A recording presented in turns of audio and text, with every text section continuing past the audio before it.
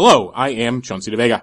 You may recognize my voice from Ring of Fire Radio with Mike Papantonio, the BBC, Sirius XM, or the Tom Hartman Radio Show. And you may have read some of my essays at places like Salon and Alternate. I would like to thank all of you for listening to, downloading, tweeting, and sharing the eponymously named podcast known as the Chauncey DeVega Show. And they ran a story by somebody named Chauncey DeVega. Quote, I find black garbage pail kids, black conservatives, fascinating. It's just unbelievable. You know, he goes by the name of Chauncey DeVega. You know, I've been called Uncle Tom, Oreo, sellout, shameless, but this is a new one. Well, let's talk now to Chauncey DeVega. As my man Chauncey DeVega of the blog We Are Respectable Negroes said, I have author and blogger Chauncey DeVega here with us. Hello there, good friends of the podcast known as the Chauncey DeVega Show. I hope you were wondering where we had been for 2 weeks, because sometimes you have to go away in order to be missed and come back. That didn't come across as witty as I thought it would, but hey, I'm only human. So this is Chauncey DeVega. So glad to be back. This is going to be a fun episode. Doing something a little different, and I'll tell you why. So originally we're doing fundraising month, and I'm going to read at the end of the podcast what I'm going to call our roll of honor. All the kind and good and generous folks. I'm not going to out their names because who knows, they may have enemies who don't want them supporting our intrepid project. But I will read the hometowns of all those great folks who donated and what we were doing. So we had our Murderers Row, a special guest, Henry Giroux, Jonathan Leatham, Ali Abunima, Gregory Downs. Holidays happen, so that caused a little interference there. You know, I was sort of back off a little bit, have a little breathing room because folks are busy. Hope you had a good, safe July 4th. Hope you didn't try to shoot fireworks off your head like that fool who killed himself. And I hope all our animal friends are okay too. My two little doggies, my Lukey and Leia, I remember when they used to be alive before they passed away a few years ago, would throw a fit. Those damn firecrackers. Lukey Leia more than Luke, because nothing would scare Luke. He was the muscle of the operation. He just sort of took everything in stride. And Leia, my goodness, she would throw a fit. And also, I was reading, you got a lot of veterans, too, with PTSD. So before you go and light off them fireworks next year, think about your neighbors, please, causing all that mayhem and chaos. Dr. Gregory Downs writes for the New York Times about the Civil War. You see him in their ongoing series there. He has a great book, After Appomattox. He was supposed to be the next guest. So what I had to do was call an audible. You see, like I'm like Bill Belichick. I don't deflate no balls. And do I? I hope not. Maybe my own. But I had to call audible for two reasons. One was, I don't know if folks follow logistics. I'm going to give you a little hint about setting up a podcaster website. You get what you pay for. Now, several years ago, when we started our Intrepid project, we're about to be on episode 50. I never would have thought it. We did a few things right and a few things wrong. So I never would have thought, and this is a testimony and credit to all you kind folks who are friends of the podcast, the eponymously named podcast known as the Chauncey DeVega Show, follow my other work online and so on, that I never would have imagined that something that was supposed to be like a one-off for fun, we'll do a few episodes here and there, would have grown to actually have followers. I was like, man, they're actually like people who listen every week and send emails when it's not up. And then you look at your stats, I'll talk about that. Again, this is just words to the wise. To actually have, more than 1,000, maybe almost 2,000 followers, depending on how you look at the data from other sites. And I'm like, man, I never would have thought that would happen. Because I'm practical, my working class child of a janitor and a practical nurse retail worker sensibilities, don't spend money when you can avoid it. I hosted the website at a place that will not be named. I'm sure you can find out where. Not hard. You go and click on the play or download, you'll see it. And their website went down. And that was about 2 weeks ago. And I'm like, are you kidding me? All that information hosted there. Now, I am practical and anal in other regards in terms of cutting 2, 3, 4, measure 3, 4 times, cut once. So I back everything up. So I wasn't worried about losing the files. That would be annoying to have to upload them. But what happens is all the stuff goes down. You can't play. You can't download. Your iTunes is broken. And I'm like, give me a break. But you get what you pay for because it was free. So I was like, okay, we'll do this as a one-off, two-off. We'll do 5 episodes here, and we'll do interviews. And lo and behold, 50 episodes later, 2.5, almost 3 years later, you got several gigabytes of data, and you can't get it. So if you're going to start a podcast, folks, do yourself a favor and spend $20 or $10 or even $5 for a good host that you know is reliable, that has proper customer service, and you won't regret it. So that was factor number one. So as you will see, and I'll give you some updates on this because now I'm worried about losing our followers, but we'll figure that out. So we're going to have iTunes. We're going to have to delete that host, reopen our new host, which is at Libsyn, Libsyn. And if you go over there, I haven't publicly announced it yet, you'll see the files going up slowly but surely because I don't want to pay I'm cheap, 15 cents a megabyte to bring it over there. I ain't gonna pay $125. I'll do it myself, but it is tedious. So those are slowly going up over there. I'll officially announce that, and you'll see it looks a lot more professional. Great host, great service. I've already interacted with them via email, and they actually write back. So that delayed us a little bit. So I was very, very, very annoyed, and I apologize for that. And you know what? I don't know if you all are feeling this. I know I'm not alone between white racial terrorists, white supremacists killing people, churches burning, and I'm going to talk about that too on the website, maybe give a little hint about my thoughts about that too. So many things in the world, times of trouble and misery, what's going on in Greece, war. And let me tell you, I was tired. You ever get tired? I've tried to be a positive person, and I've written about racial battle fatigue. I just think it was a combination of tedium, and you're just so productive, and you're just like, man, we're talking about all this serious stuff all the time. Can get you a little out of sorts. So we deal with some serious business here on the Chauncey DeVega Show. We have a lot of fun, but we also deal with serious business. So I said, that's 2 reasons to call to Audible. Then one of our friends, we have an outpost. We have a supporter in Finland. Isn't that neat? I was chatting with her via email. Very nice person. Supporter, a friend of the website. She's like, man, I listen to your podcast at work. And sometimes I have it on. My coworkers are like, what's she laughing about? Or doesn't she look a little sad? And she's like, sometimes it's just so heavy. And I was like, you're right. We've been dealing with some heavy, serious stuff lately. So I said, let's fix the files. Let's push the great Gregory Downs. I mean, it's a great episode about the Civil War, after Appomattox, white racial terrorism. I learned so much talking about the Constitution, about the American South. And now, I always say, we do appetizers and a meal. Man, that's a hell of a meal. A hell of a meal, let me tell you. So that'll be up next week. We're going to be back on our regular Thursday schedule. So I said, let me call up my man Bill the Lizard, brother from another mother, OJ to AC. I don't know who'd be doing the driving. If he called me up and said he needed me to drive him somewhere to get away from the cops, I said, I don't want to know any of the details. I don't want to know if there's a body in the trunk. I don't want to know what's going on, because I've got to try to protect myself legally somehow. But hey, I'm going to drive, because I know you drive for me. So he and I have been talking a lot, of course, about Star Wars. I gave in, I don't give away, to see Terminator 3. So we talked about that. He was berating me, telling me not to go. He's like, he's trying to save me. It's like in Poltergeist. Don't go into the light. Stay away from the light. Don't go into the light. Isn't it funny how my Poltergeist voice sort of is similar to my Herbert the Pervert voice from Family Guy? And we talked about some other cool stuff. We talked about role-playing games. He and I sat down. We had our first Skype session. He, me, and some friends from back east, and we Skype role-played a role-playing game called Pendragon. Arthurian Legend Europe, I guess. Can I say that? Arthurian Legend United Kingdom? Or Britain or Britannia? And of course, I had to play a Saracen. I ain't gonna play somebody who don't look like my people. So I imagine there's probably like medium brown complected Saracens running around. So we had a lot of fun with that. So we talked about that and all sorts of other things. And the other thing got me down, and Alternet is gonna be running a piece about this. Sometimes you're exposed to truth telling that is so powerful it hangs in the air. It's like the funk, the reverse funk. If you ever see a documentary about George Clinton Parliament and the funk, he talks about they go in the studio and stay there and get high, drink, have sex, smoke, sleep for days and days, and that's the funk. It's a different sort of funk. It's just pathos. I don't know if pathos is a type of funk. Emotional energy. I don't know. So I went to the Socialism 2015 conference, which was held here in Chicago from, this will be last week, Thursday to Sunday.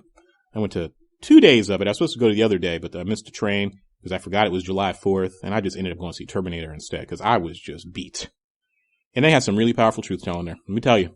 I learned a lot about their own subcultural rules, and I share that fun story with Bill the Lizard about how Chauncey DeVega's got game, but I don't have socialist game. So I guess the Socialism 2015 conference, I'll give you the bullet point. Saw some ladies, made some eye contact, because that's what I do. As I said to him, I can smell the roses. I don't have to pick them all, but I'm not going to be subtle. I'm not that guy. That's not who I am. I'm not the man spider. Always sunny joke. I'm more like the ant lion. At least that's what some of my friends christened me back in the day. We go out drinking and be like, man, he's the ant lion. And if you know anything about the ant lion, you'll get the illusion. Made some eye contact with some beautiful, beautiful women. And apparently, I'm not socialist enough, and I'm too attractive to be a socialist. And the way I look at them, I'm not socialist enough. But I don't want to give away. It's actually pretty funny. So as I said, I wrote a piece about my experiences for Alternet, and I don't know how they're going to title it. It's basically about my experiences about being freed. Not that I ever was subdued, but about being freed and realizing that black anger does change the world. And there's a whole narrative there in American popular imagination, popular culture, politics, and life where black folks aren't allowed to be angry. And that whole thing you'll see in Charleston at the eulogy that Obama gave. Man, he's a rhetorician. Damn. He's a bad man. Bad man. Singing horribly, which was part of his strategy, if you catch it. His repeated use of certain phrases. The vulnerability, as I said, of his horrible singing is part of the performance. The most powerful man in the world arguably would lower himself to singing that badly to participate in the communal life of the church. Very, very, very interesting rhetorical choice on his part. So I wrote about that. I wrote about Denmark Vesey. And I called out some things that I found very problematic in terms of the way that the black church publicly always has to forgive. Black people always have to give. You kill somebody on Monday, racist kills you. Tuesday, the family, we forgive. We don't hate him, we forgive. Not mocking those folks. I just don't have it in me. And I know you can talk about the healing power of forgiveness and psychological well-being. Man, like I joked on Twitter, I wasn't joking. I'm Hammurabi, man.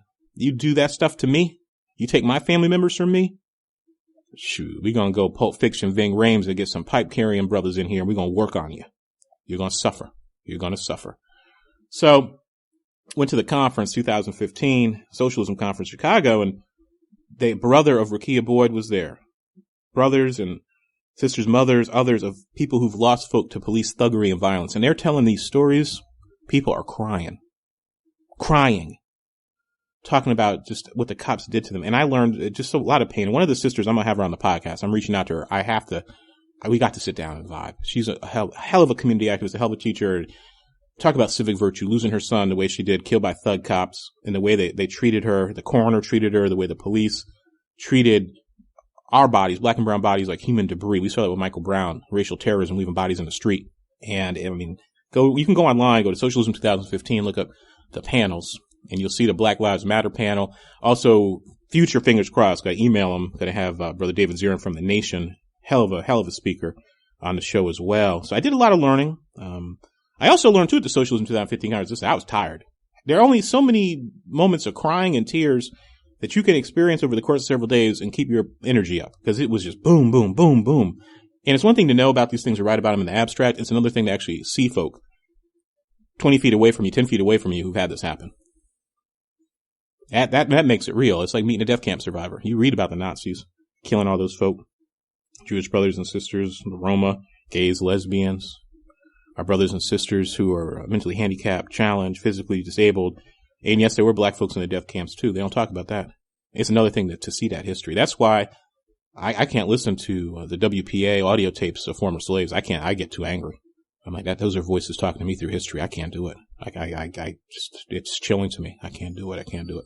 Storytelling too. And that's another thing I like doing here on the podcast is, I love just sitting back. We're all friends at this point and just recounting what we've been up to, connecting, doing teaching too, that public pedagogy thing. I guess that's the fancy word for it, but I just think we're hanging out at the bar. Other interesting update. As I said, this is an update show, 2 cool friend guests, and our featured guest, we got Bill DeLuzza. I said he and I chopped it up for about 35 minutes on all things, just connecting as friends and laughing and seeing what we've been up to. And I also have featured guests, not that he's not a feature, but you know what I mean. Bill DeLuzza, don't get mad at me.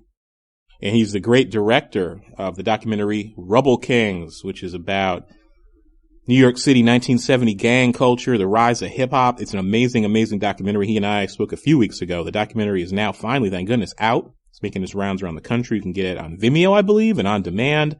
Amazing storytelling, amazing personalities, and you all know, I'm a child of hip hop generation. That's my first love. Politics, society, and life, and these great stories about the gang truce. Have you ever seen the movie Warriors? I gotta do it. Warriors, come out and play. I think I sound better than Puff Daddy, but if folks who are not products of the hip hop generation, who were not into hip hop, either because you weren't alive or you, for whatever reason, were distracted by other genres of music in the 90s, let me tell you, Bad Boy was it, boy. You can laugh at Puff Daddy now.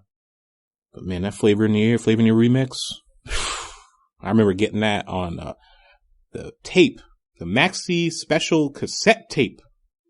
That was like $8 for, you had the instrumental, the 3 different remixes. Then you had the 2 songs. You had everything on that tape for $7.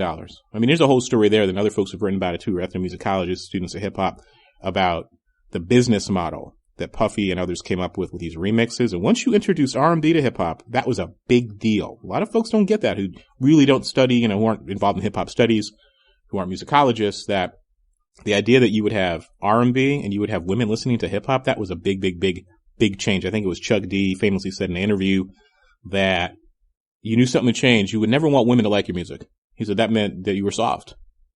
That you weren't a real MC if you had women listening to your music. And then once you have MC Hammer, and I talked about this with my man Jack Hamilton, look it up. I think that was the second show of season 3. He writes for Slate Music Critic. We talked about crossing over and MC Hammer and Bad Boy. MC Hammer is a huge part of what contemporary hip hop became in the 90s and early 2000s, and you can trace a lot of what we're seeing today directly to him. Feel free to agree or disagree, but I think that's what the historical record will say. Man, we just go to all sorts of fun places, man. You get on these promos and you're catching up with friends. You go to all sorts of places. So as I was saying, storytelling is so important and just updating. So knee update. I am now at 84.3% knee status from when the sidewalk jumped up and attacked me. And that really took up a lot of my energy too. I mean, that was May 14th. I took about a month just laying around. Up and down stairs, I'm only at about 59.2%. That's what happens when you tear a meniscus in your knee. So I'm hoping to avoid having to have surgery. We shall see, but I'm getting there, and I appreciate folks sending me that good, kind, positive energy. And on that note, Crom, or the universe, or fate, or destiny sometimes challenges you. Now, when I told my story about my knee, I said to folks here on the podcast when that happened, because we talked about Mad Max, that whole just the tumult of almost breaking your leg and being ignored by people. And I said, what sort of society is this if you ignore somebody in pain and in trouble? It's the cultural cruelty. I mean, never mind the bystander effect and local social norms about helping people. It's just really messed up that you would leave somebody who's hurting. So I was at the movies. I went to see another bad movie, Jurassic World. I just had to see the dinosaurs because I remember going with my mom to see the first Jurassic Park. So the movie sells out, but the upside of that is I got to go to the arcade near the movie that had the new Star Wars game, which is a lot of fun for $2.50. So I played that a few times. Felt old. The reflexes aren't what they should be, but it is a hell of a lot of fun. So if you can find that new Star Wars game, check it out. So the movie sold out. So now I got to kill a few hours. So I'm standing outside the theater and it's starting to rain. And I'm like, okay, samurai walk in the rain. Just take your time. You're going to get wet either way. Accept it. And this gentleman was looking at me. It's him and his daughter. And he's trying to make eye contact with people. And I look at him and I nod my head. When he comes over to me and he says, "Sir, I'm having a heart attack." And I was like, "What?" He's like, "Yeah, I think I'm having a heart attack. Can you call 911? So I said, "Absolutely." I was like, "Man, you got to sit down." He didn't want to sit down because I was like, I said, "At least lean up against the wall." Nice dude. Nice Hispanic brother and his daughter. She's very classy and graceful. He seemed very humble and good guy. And I said, "Let me call the 911. So I'm like, "How do you feel?" He's like, "My throat is closing up. My heart is racing. I don't know what's going on." I was like, "Well, do you have diabetes? Have you had these? Are you having a panic attack? Have you had these things happen before?" He's like, "No, I was with my daughter. We went to a tattoo convention and we're having a nice day. And we went to see Jurassic World. And now all of a sudden I had to leave the theater because I thought I was going to faint. And I just don't know what's happening." I was like, "Okay, man, let's stay calm. Let's stay calm." I remember my first aid. I wanted him to sit down, but he wouldn't do that. So the ambulance arrives, and I'm talking to him. He's here in the suburbs with his daughter having Father-Daughter Day. It was Father's Day. I was like, oh, my God. What a way to spend Father's Day. My goodness. So about 10 minutes pass. Ambulance and the firefighters come. And I'm like, okay, I helped a brother. So he goes inside, and I'm talking to his daughter, trying to keep her calm, and she's explaining to me she wants to be an archaeologist or maybe go into forensics. She's a junior in high school. So I said, a lot of poise. Very, very nice. Very graceful young lady. And the cops are talking, the firefighters rather, to the gentleman, and trying to see what's wrong with him. Turns out he was just diagnosed with diabetes. And they're like, well, that could be it. So they carry all sorts of really neat stuff with him now. So they get all the equipment out and they're checking his heart. They check his blood and they say, well, we don't know what's up. You look okay. You're 2 blocks away from the hospital, actually 3. Why don't you, if you feel concerned, you should go to the hospital. And they keep trying to get him to go to the hospital because they have all these liability forms he's got to sign. So then it's not funny, but it was. So another firefighter comes over and starts talking to the brother. And he's like, when did this start? And he's like, I was in Jurassic World. And the firefighter says, well, that is a scary movie. And they send this to a grown-ass man who's about 40 years old. And I'm trying not to laugh. So they tell him, sign these forms. If you want to go, you want to go. So he calls his wife. She lives in the far suburbs, about an hour away. And they're waiting there, and he's asking me what he should do. And I said, well, not that I'm a role model, because I told him how I fell down and very quickly that nobody helped me, so I'm trying to help you. It's a golden rule. And I said I should have gone to the hospital, but chose not to for some reason. I was like, but that's your heart, dude. You don't mess with your heart. You could drop dead. You got your daughter here. So he's on the fence. He eventually says, nah, he's not going to go. So I call my mother and I'm gloating. I'm like, Mom, you see the good deed that I did? The universe challenged me on my principles. And I'm a good person. Just like in Seinfeld with Jerry and is it Baba across the street and then has the man get deported because he's trying to help him. But I have my moment of saying, you're tested on your virtue and you do what you got to do. You help another human being. It's his own reward. So he comes up to me again about 5 minutes after the cops leave. Firefighter. He's like, I really feel sick again. And I was like, man, you got to go to the hospital. So he's like, I don't know what to do because I don't want to leave my daughter. Now, I don't know the gentleman well enough, but his daughter is old enough to drive. She's old enough to be left there for an hour or two, or go to the hospital with him. But I'm not going to challenge him, man. I'm here to be supported because he's ill. Something's wrong with the color of his skin is off. His eyes don't look right. So I said, man, let's go to the hospital. He's like, well, what about my daughter? I was like, I'll wait with her and we'll get this sorted out. And here's my phone number, my information. So I'm a crazy man. And we'll just sit here in the lobby of the movie theater until your wife shows up. And he's like, oh, thank you. So he's panicking.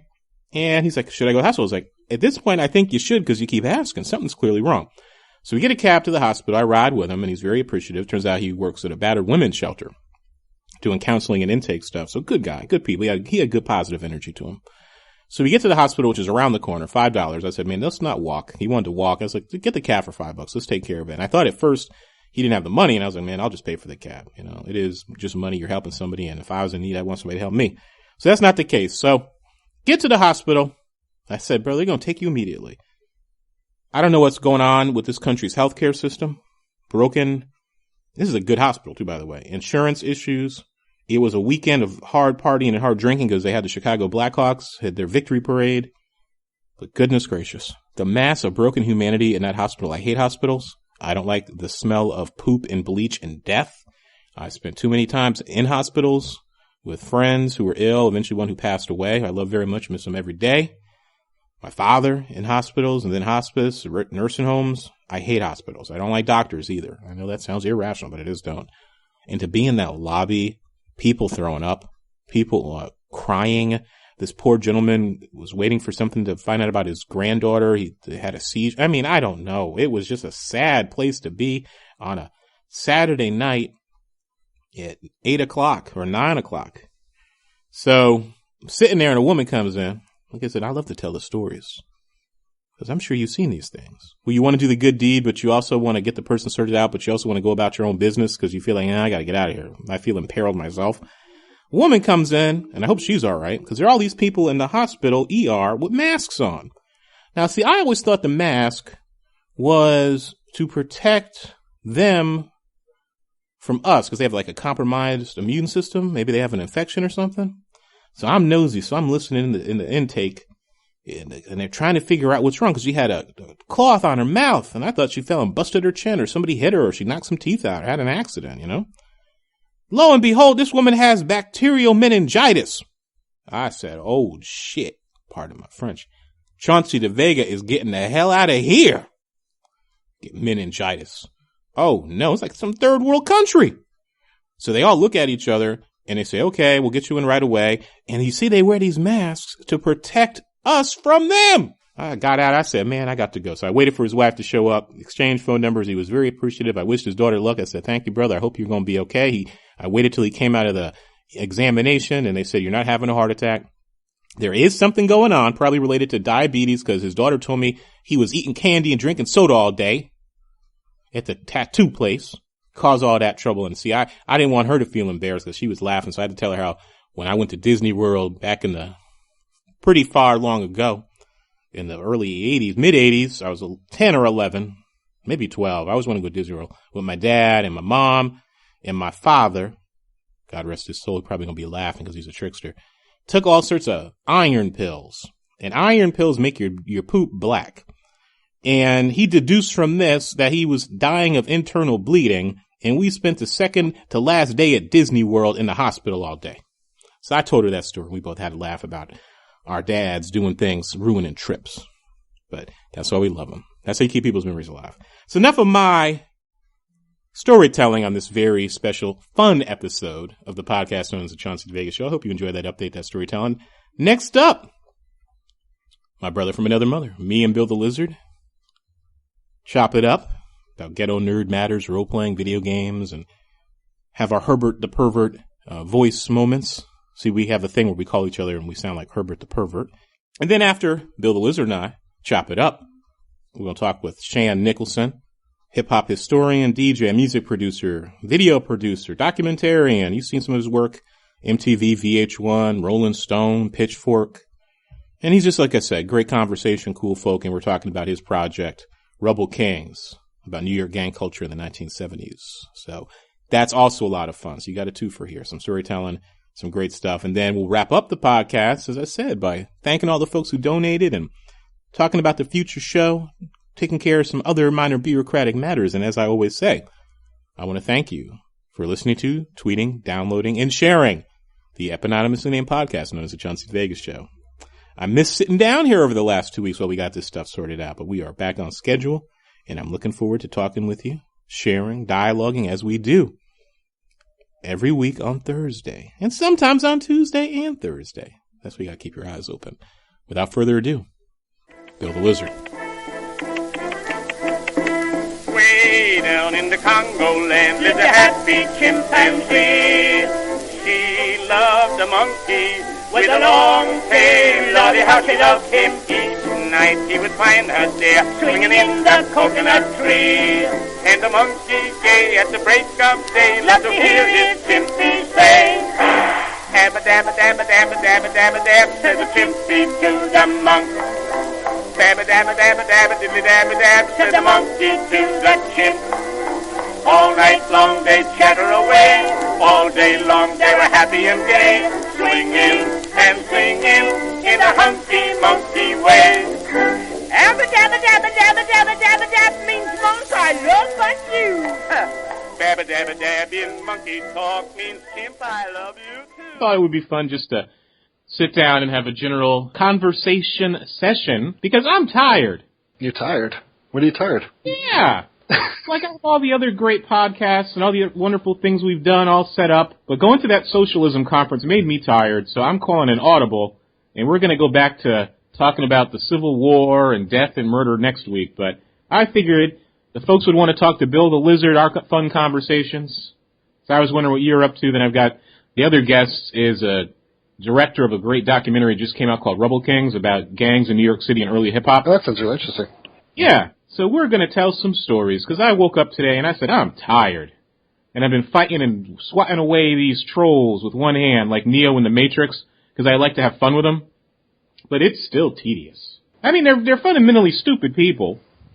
I mean, they're like, I was joking, this was like about 10 minutes ago, and I said, well, I was going to go downtown to Fridays, but I'm like an old person now, and I'm afraid of the rain because the sidewalk attacked me. You're not 40, I'm 40. That's the... Well, I was attacked by the sidewalk. I forgot your birthday. Happy belated birthday. Oh, thank you. Do you feel any different? Do you feel less vital, less virile, less manly? You know, it's funny. I actually felt fine the day of. Reminding you. No, it's not just you. No, it was. I felt fine actually before, and then like I went to work that day, and you know everyone is like, "Oh God, you're 40. Oh God." That's like, "Oh God, you're 40." And I'm like, after that day, I felt old. Yeah, I felt really, I don't know. I was like, oh my God, I got such gray hair. I got wrinkles. Oh, I'm a mess. We have to embrace it. I've been spying a male, I don't know if it's a truss or an elastic T-shirt like William Shatner wore in Star Trek. Truss. but the dollar store at the corner has it. And like they have all sorts of really cool, like they have like stockings and fancy lingerie. Stuff that you would see in like a 1930s burlesque movie. Like and they have a truss or whatever they call it, and it's $5. And I'm thinking I'm going to buy it and wear it, just to see if I'll feel more confident about myself as I enter decrepitude. You know, the funny thing is, I was doing laundry today, and on the TV, I couldn't hear because I wear headphones and try to pretend I'm not there. But they had this. They were trying to sell this truss thing. That's the best way I can describe it. That people were actually like shimmying themselves into, like it's basically like wrapping yourself in like a hot dog casing. And it's like, look, it's comfortable, and these women are like smiling and stuff, and you know that like obviously they're in a lot of pain because it's pushing all their innards. You'd think that we would have learned the lessons of the 19th century. I say just give them tapeworms. I think tapeworms are a good solution, men and women. I went to the Socialism 2015 conference I told you about, and that was just draining. Socialists are not fun people. There was a lot of chanting. Some women berated me. They said I was too attractive and sexy to be a socialist. I don't know if it's a backhanded compliment because they said I was looking at them like I wanted them, which was true. I saw a queen there, and I was looking at her, making eye contact, and they complimented me and then insulted me. Too attractive to be a socialist? Yeah, this is no BS, straight shoot, as they say in professional wrestling. So I go to the Socialism 2015 conference. Thank you to the kind folks there who invited me. I learned a lot of interesting material. So, as is my habit, I got my pass for the bus. I got my new shoes on, my summer shoes, a summer jacket, just some jeans, and a pink shirt, or peach-colored shirt. I was looking good, matching and everything. It's like the beginning of Saturday Night Fever. You're strutting down the streets of Chicago. There you go. All I need is a hat and a cane. As I say, I want to sort of have this like Cuban tobacco plantation sort of affect for the summer. That's my goal. And I need a seersucker jacket for that. You still have to show me a picture if that is your goal. That's my goal. So I go to the Socialism 2015 conference. They do a lot of chanting, and I didn't know about the chanting. And they have a special way of clapping I didn't know about. So they clap, right, like, you know, but they do another sort of clap where you just snap your fingers. And I was thinking maybe that's because of, like, World War I and veterans who only had one arm. They want to make sure people can participate. So it's actually sort of cool. Are you sure that's not the bohemian, like, you know, I've just given an awful poem in a smoky coffee bar? Like, oh, there's nothing bohemian about these people I met. No, I think it's like part of the socialism lifestyle. So I go in there, and I'm figuring out what I want to go here. So they had, like, a panel about police brutality and Black Lives Matter that made everybody cry, and then I heard, and these are people whose relatives were killed by the police. Right. I mean, it was depressing. I went to that 2 days in a row, and I had to, you know, I always like my evening drink, but I went to Fridays because I didn't want to come back to where I live, downtown, by myself on a Friday, talking to the bartender I'm friends with who gave me free drinks, talking about science fiction novels and hearing people talk about killing folks. I said, what a depressing picture. Yeah. So, needless to say, I'm all dressed up to my standards, and I'm walking around, and I see these 5 women coming towards me, and folks know this, my colleagues and paramours and others and people who know me. I'm pretty direct and honest. And I do think you can smell a rose without having to pick it. So when I see a rose I like, I look at it. So these 5 women are coming towards me, rather attractive, you know, looking pretty good. And I make eye contact with one, and she's staring at me, and I smile. So they keep walking, and I guess they didn't realize I was behind them because the panel was over. So I said, let me get in the elevator and get out of here. I'm tired. So one of them says, and I don't like to use profanity on the Chauncey DeVega Show, the eponymously named Chauncey DeVega Show, but I will. So the one I was looking at says, oh, he's staring at me. And her friend said, yeah, he's looking at you and all of us. He's the sort of man that would fuck all of us and know he could. And then another one says, he knows he looks good. What ego, or something like that. And then the other one says, or one of the 5 says, yes, that's not very socialist of him. Look at how he's dressed and how he's looking at us. That's not a right socialist. This almost sounds like a Seinfeld episode. It is. But maybe that's my life. Possibly. Working class black guy in Chicago, struggling to make my way with Seinfeldian outcomes. But that's a direct quote. I was happy to get the compliment, but I was sad because of the insult. Like, how can one be too sexy to be a socialist? I'm sad for the socialists. I wasn't actually aware that there was, any type of... They have their own courting ritual. I was not aware, no. I mean, it makes me actually wonder what like, they'd feel running into, like, I don't know, different types of socialism from different countries. I mean, the next day I dressed significantly down. I was like, well, should I wash my clothes? Should I be really disheveled? And I was like, I have walked through the looking glass. So to actually get serious for a second, having not really, ever been to a socialist, so what exactly, is their platform? Is it organized like that with a platform? Because I know the classic, socialist view is that, the bourgeoisie, proletariat struggle. And so just wondering, how does that translate into 2015 politics? Well, there's the question, isn't it? So for folks who can't see this, I have the program in front of me, and they have some really cool stuff. So, it is sort of traditional Marxist-Leninist analysis, or Marxist analysis. They talk about democratic socialism, less stuff about class. And they do have sort of the old school, sort of the teachable stuff if you want to be a Marxist / socialist that you have to know. So here's some titles. The Universal Class, Why Workers Can Liberate Humanity. That's one. Liberation at Gunpoint, the politics of feminist imperialism. How would you say that American socialism differs from what you've seen from, like, I guess, what people would consider classic socialism that you learn about in school? These are international socialists. Okay, so these aren't like watered down, mamby-pamby American democratic socialists. Oh, okay, yeah, that's what I was trying to clarify. Yeah, so disability in the Russian Revolution, that's one. The German ideology, universal class, Gramsci before prison, introduction to Marxist capital. And it's very, like I said, I learned a lot. You know, as someone who's pragmatic, I have left and right leanings. I do appreciate Marxist critical theory and material analysis and all that good stuff. And I also went to the Sports and Black Lives Matter panel. That was good, the Ferguson panel. But my point is, it was depressing. Yeah. And I said, I don't want to do something serious this week. I said, I'm down. Yeah. I need a pick-me-upper. And who gives me a pick-me-upper? My friend, Bill the Lizard and Herbert the Pervert. Have you been exercising all that walking you do? Are your thighs strong? I'm so not. Yeah. Bill the Lizard is going to take a step back and admire. I've been watching you. I've been looking at that kitty cat. The kitty cat's been calling me on the phone. I would admire the authenticity of your impersonation. My Family Guy Bill the Lizard observation. Yeah. But are you resolute in not seeing Terminator? Like I said, you told me not to see it, and I stood up, and I walked into the theater. I was prepared to be disappointed, and I was pleasantly surprised. I like it. I haven't seen it, so I don't really know. But, I mean, I have to see it. I have to feel that. I mean, my feeling regarding the resurrection of dead franchises, I mean, it's kind of troubled. I mean, in the sense that, you know, Mad Max, obviously, no one was asking for another Mad Max, but George Miller came and hit it out of the park. And not only hit it out of the park he was in, but he hit it out of the next park, too.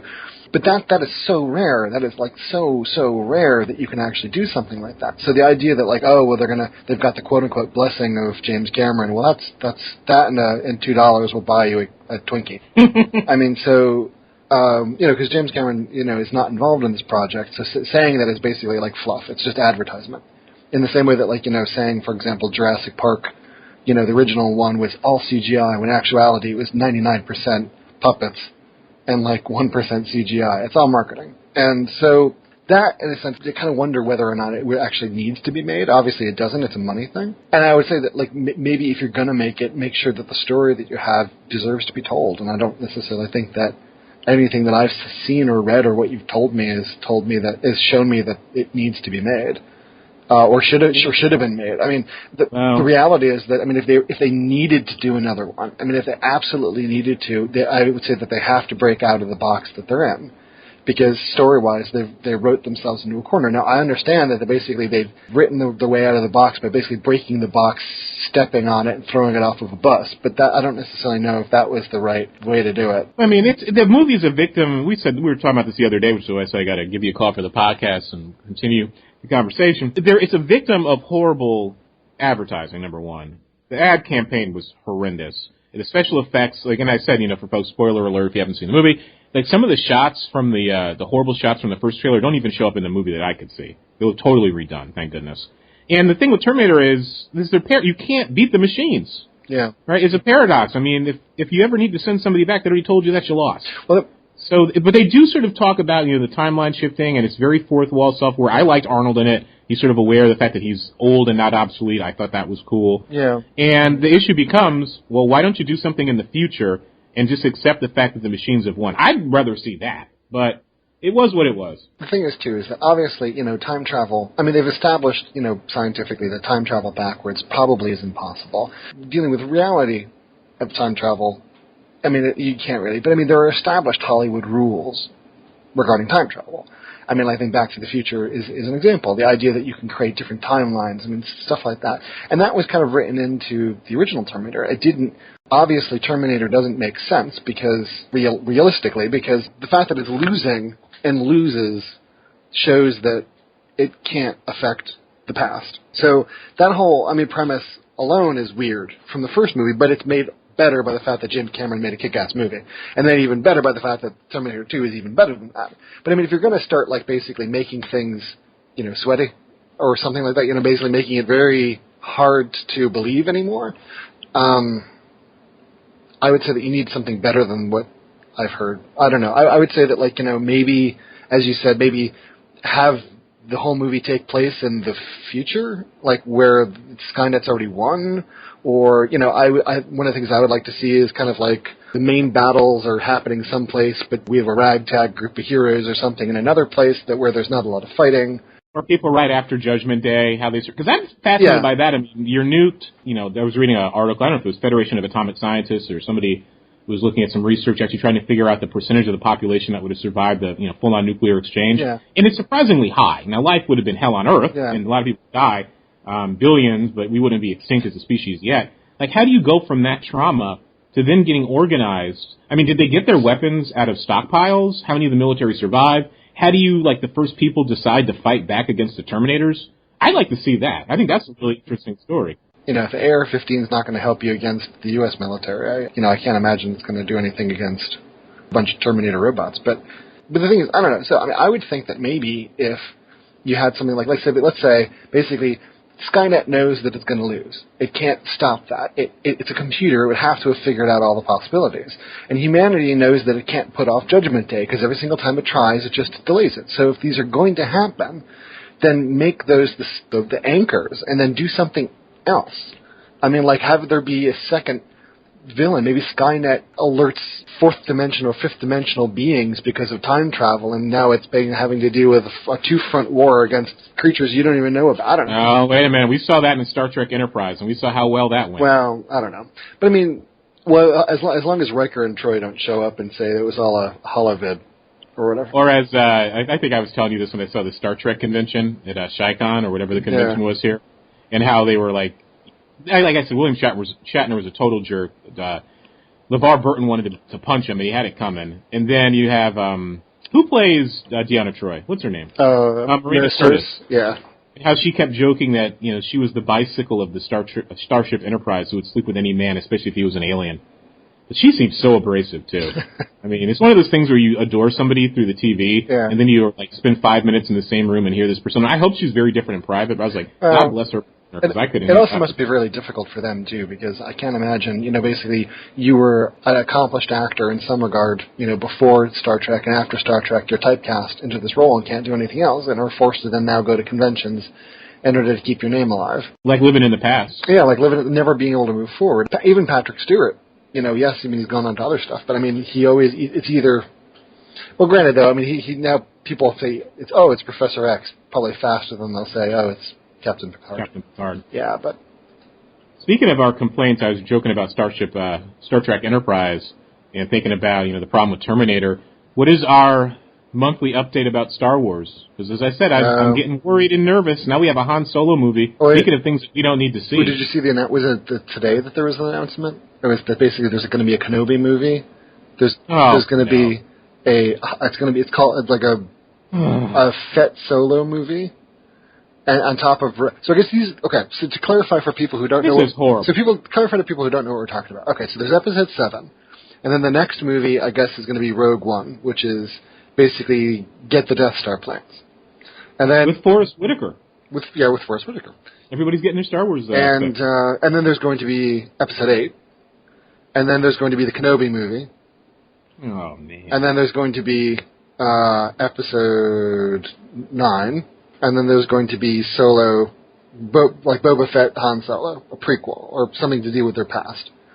And so, I guess, I understand them needing to play close to the vest with regards to Episode 7. I understand that, because, after taking a chance on new story material, even though it's all retrash of old stuff and done kind of poorly, the prequels were a risk, and they didn't necessarily succeed, at least legacy-wise, the way that they would have wanted them to.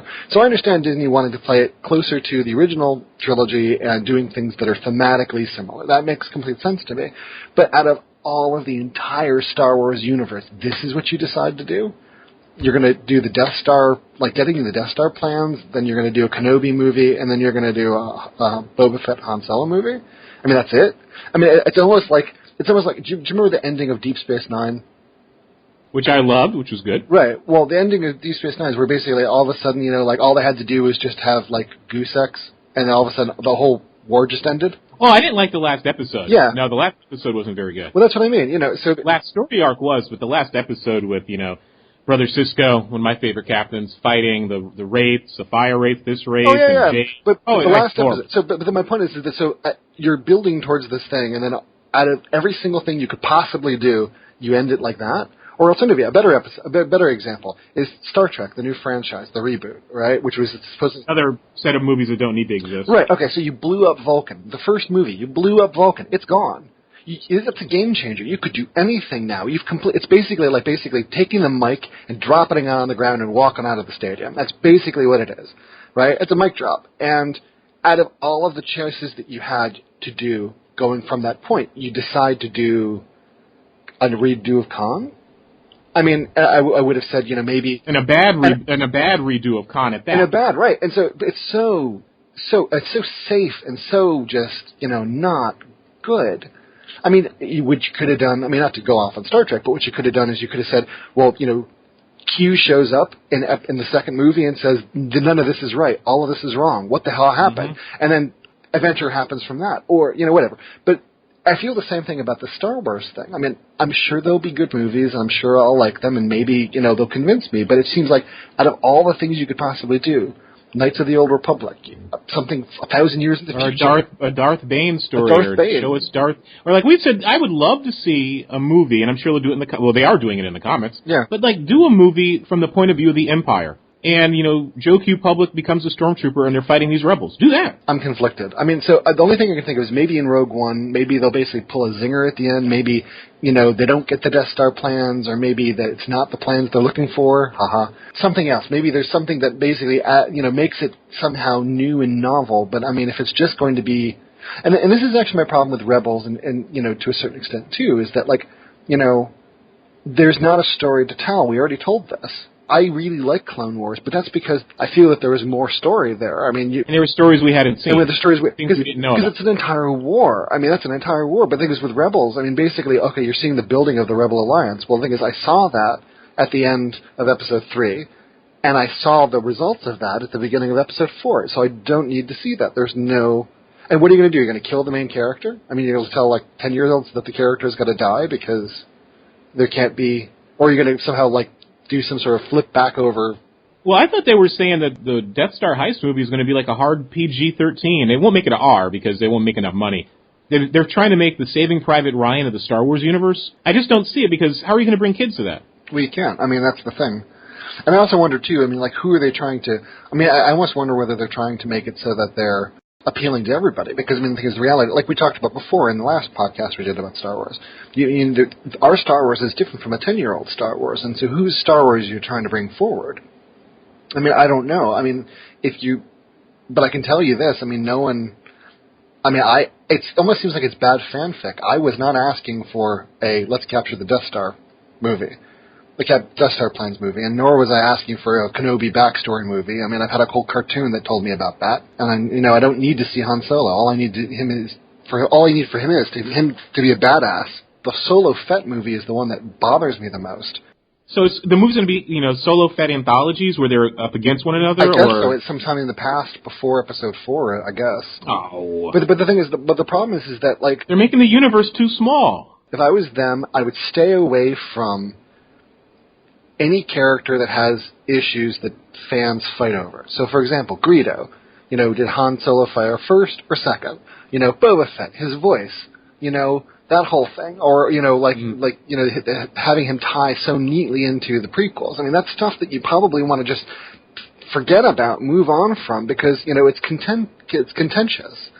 And so, going back to this prequel thing, what do you, with Han Solo, Boba Fett, and some sort of, bounty hunter thing, what this is going to do, it's going to basically, either reaffirm things that people don't like, or it's going to, be like tonguing a wound in your mouth that you can't stop.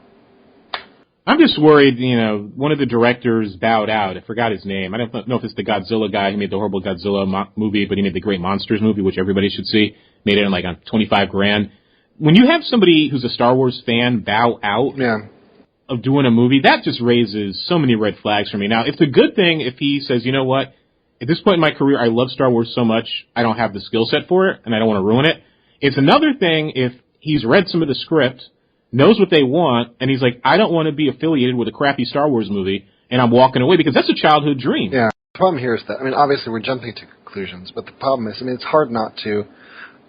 We don't know anything about how Episode 7 is going to be. Episode 7 could be awesome, and if it's awesome, I can see them starting to do different things or starting to do things that are based off of that. But it sucks that we have to wait 5 to 10 years in order to get that new content. And in the meantime, we have to wait 5 to 10 years of retreads. And retrashes. Yeah. There you go, Freudian slip. Yeah, Freudian slip, but it's true. I mean, I don't necessarily need this. I don't think anybody, Star Wars fan, really needs this. I mean, I don't know.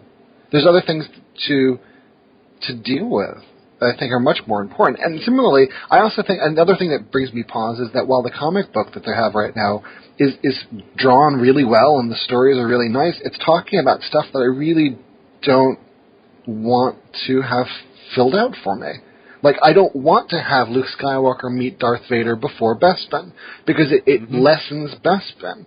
That whole impact you just basically have pulled back on. It's not. It's problematic. It's better to not. I would have thought that the lesson would have been learned with the prequels. That sometimes not explaining it and just flying it, just saying, stuff, is probably better, because what you fill in with your own imagination is a million times better than what anyone could put into a movie. Yeah, we said this, I think, 2 years ago. Where's the time gone? We're approaching episode 50 of the podcast. And like I said, I'm just worried. I hope this doesn't come true. I mean, it would be unfathomable, but who knows at this point in our lives what we'll see or not. Right. Can you imagine the new movie being either so predictable or so bad that it makes people yearn for Lucas's prequels? It's an interesting time that we're living in, because you have a situation where, it's an interesting time where we're living in, because, we have a situation where I almost wonder whether they're basically aiming down as opposed to aiming up.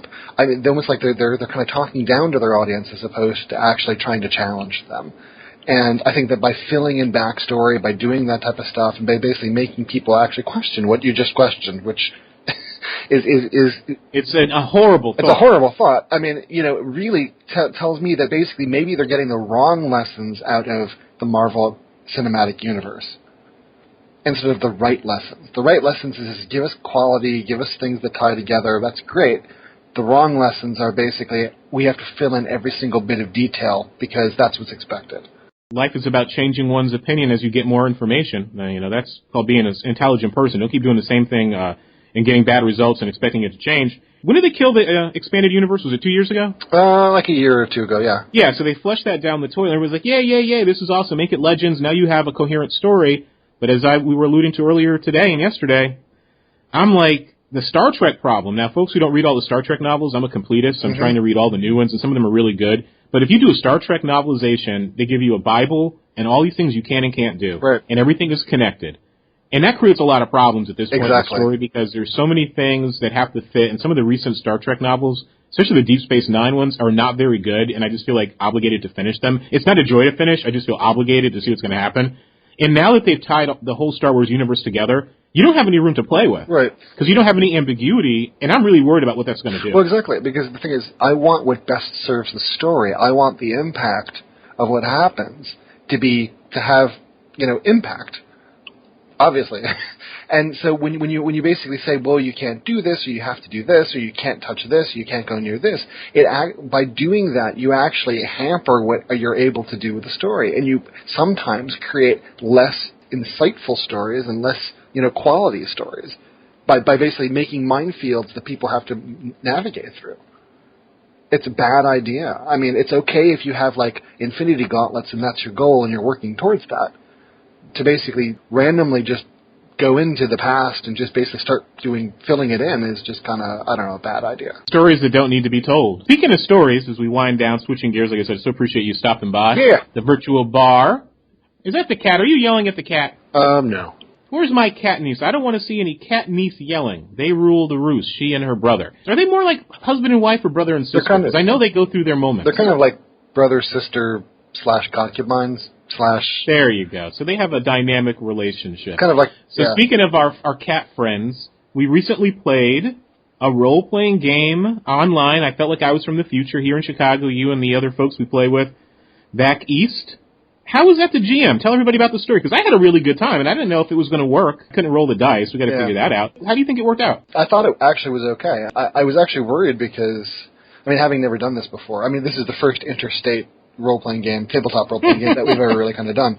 There are ways to do this. I mean, there are a number of different programs that will allow you to do this, and I guess in the end we just decided basically to just do a Skype through the TV and just basically kind of play the best. Yeah, but I think it overall went really well. I mean, the game we were playing is a game called Pendragon, which was originally published by Chaosium and then by Green Knight, then by White Wolf, and now I think it's independently published, but we're using the 4th edition, and it's basically about King Arthur and knights thing. And it's a really good game, and it's brutal. It's a brutal game, and you know, where combat can be deadly. The idea is that basically you play your character, but then when your character dies, you have to, because time moves forward quickly in the game, you have the potential of playing your son or your daughter or your cousin or your brother or whatever, and time actually can move forward. So technically you could start the game and end a long campaign playing your grandson, which is really kind of interesting. And so we started this, and it actually kind of went okay. We've got to figure out the dice thing, and we've got to figure out a bunch of other things, but it wasn't actually that bad. What do you think the appeal, I mean, is part of just the experience of playing the game, like an RPG for folks who do this? Yeah. Like an old school game. Is it like rolling the dice? Is that a big part of it? Like seeing the dice and feeling them? For me, it's twofold. It's one is your imagination. I think your imagination is better than any movie. And on top of that, if you have somebody who can actually help you structure your imagination, like give you parameters, just enough to spark that, I think that it really kind of helps. I try to be that type of GM, but I sometimes don't necessarily know if I succeed at that. But I mean, you got to give yourself some credit, Bill the Lizard. The game we're playing is actually the adventures from a module you developed and tried to sell, right? I mean, you spent a lot of time on this. I mean, that was something I tried to get published. But it's one of those things where, like, so that I think is part of it. But I think there's also a tactile thing of basically having dice and rolling dice. It's also an interesting game, too, because we have one person who plays with us who basically always rolls high. For whatever reason, I don't know if he's, like, loading the dice or something. He's magical. He's got magic fingers. He's got magic wrists, yeah. And yeah, but I don't know. So he always rolls high, and so the game is designed not high is not necessarily good. It was interesting to actually navigate through that, to see someone basically who always classically had done really well, always getting the best stuff, to not necessarily do as well because the game's structured different. I mean, do you think that now that we have a few more years in life, many years ahead of us hopefully, that obviously because we're different people than we were at 12 or 13 or 15 or 20 or even 18, like how do you think you GM now as compared to when we were in high school or college? You know, that's actually interesting, and it's a conversation I've had with a number of different people. Especially actually since some of my college buddies are coming up, I don't know, like a month or so, and we're going to actually play a role-playing game. And we actually used to play together in college. When I used to GM, when I used to play or, you know, do stuff, I used to feel that I always had a hard time keeping track of the players and getting them to being the hand that kind of moves them around without making it feel like I was moving them around. And so because I sometimes couldn't control the players and because sometimes the players would just kind of act out, I actually felt at some point, unintentionally, I started basically actually competing against the players where I would throw harder and harder stuff at them just basically to watch, you know, thinking that was story and that was, you know, whatever. But also, too, players often compete against maturity here, right? Personality types against GMs all the time and DMs all the time. Right, exactly. And so what I finally realized, like, as I got older, was that, you know, basically throwing harder and harder stuff at them wasn't necessarily making the game more enjoyable, nor was it actually controlling the players who couldn't, for whatever reason, stay on target. So what I actually found out is that 40-year-old man, I mean, my role as a GM is basically to facilitate the awesomeness of a player's character. Make the player feel that my character is awesome. And it doesn't matter in the end if he stays on where you need him to be. Wherever he's bringing you, the things that he focuses on are the things that you need to focus on. So, for example, if the GM says, okay, you have this gear, and for whatever reason the player just goes off, like for 5 minutes, about how awesome the sword would be, then obviously that's a story point right there, and you need to focus on that. Whereas in the past, let them be the hero with the awesome sword. Don't try to humiliate them and break the sword and take it away from them. Although that could be later, you know, a good quest later on to get the sword back. Right, but that's the thing. So I mean, if you're just giving them equipment and they all of a sudden focus on something, then maybe something that you focused on actually can then be a part of the story later on. So don't feel that you're competing against your players. Feel that you're getting inspiration from your players to better suit them. That's something I learned, and it's actually funny because there was actually Will Wheaton actually had some sort of podcast or something he was talking about that, and it was like he hit all the notes that I had already kind of been thinking about, and I thought that was a really good good by him. Have you ever gone to, like, what are the conventions where people meet, and, strangers get together and play Gen Con or something like that? There's a bunch of conventions that I've gone to for role-playing. I personally, it's not my thing. I prefer having a group of friends that, because that's the thing. For me, it's a social outlet. Mm-hmm. I mean, so going to a convention to meet new people isn't necessarily, I don't do it for that. But I have friends who do, and, they really like it. Maybe that's on my bucket list of things to do. I think that would be fun, research, field work, just to see, like, the stuff we've talked about in the podcast, geek culture, but also thinking about, race and gender and sexual, like, to see how people, the types of games they play, like, you and I talked about online, those role-playing games set in Nazi Germany, or about the Holocaust of First Nations people, or about slavery. And I'm still trying to get the woman, she's cool people, I've emailed back and forth a few times to get her to come on the podcast, who made the slavery role-playing game, Chattel Slavery game, because I'd love to talk to her. That type of role-playing has a slang term within the gaming community. What's it called? Some name. Swine gaming? Swining? Something like that? As we've talked about before, and as I think we both wrote something about it, that type of gaming is very problematic. I mean, the thing is, the reason why, for example, we're playing King Arthur is because King Arthur, it can be anything you want it to be. It can be Mallory, it could be, Chrétien de Troyes, it could be White, it could be Excalibur the movie, it could be anything you need it to be. That's opening. That's something that's an embracing thing. Even classic D&D, I mean, you're to a certain extent, though I think some of their modules and stuff are very troubled as far as... Racist. Unintentionally racist, but still racist. Right, exactly. I mean, so I think you always kind of have to be on the lookout for that, but I think playing in human misery, I think, is problematic. I don't think it's not the reason why. Yeah, I don't want to spend a Friday or Saturday or Sunday night or afternoon doing it. I mean, like I started off before saying, going to that socialism conference and seeing real people whose relatives were killed, crying, talking about getting screwed by the legal system and these thug cops, like here in Rakia Boyd here in Chicago, her brother was there, and it was just devastating. And I can't imagine substituting my fun for that sort of...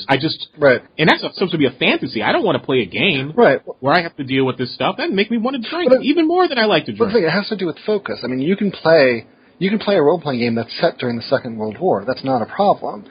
As long as the focus is on some adventure or something that's happening, you're using that as a backdrop. But if you focus on the actual war itself, and the whole point is just to slog through it, and see the human misery, and that's kind of defeats the entire purpose of being, first off, being social, which is, I would feel, the number one reason why you game, and secondly, being fun, because I can't imagine that being fun. And then thirdly, what happens if you have a GM, who doesn't fully understand the material? I mean, if you have, does your GM have to be a professor or someone an expert on it? I mean, because I don't necessarily trust some random person at some convention. Yeah, me neither. I mean, I could imagine a fight starting. People hurt feelings, getting cussed out. Easily. Would feel so uncomfortable. That's something I have I'm sure there are people who enjoy it. I know. I'm not hating on their hobby. That's for them.